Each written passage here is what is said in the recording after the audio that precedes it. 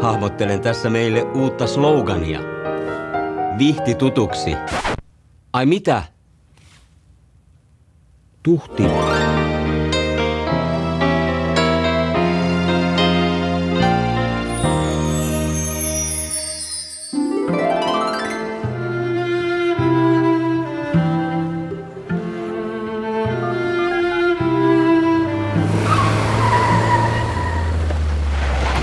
Täällä oli tarvetta rakkauden lähettiläälle.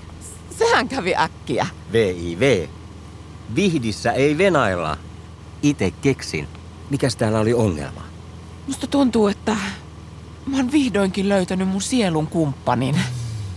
Hän on jotenkin niin... Vihtiläinen. Mutta miten mä teen hänen vaikutuksen?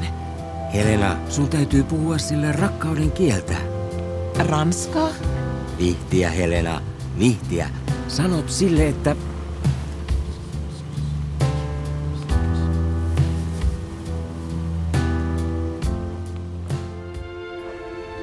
Anteeksi, mutta...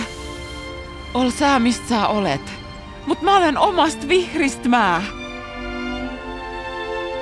Meetkö sä mun kanssa naimisiin? Menen.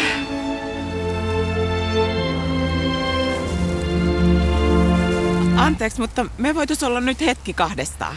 Totta kai. Ja hissillä alas. Anteeksi! Nyt on Amor välissä! Amor välissä!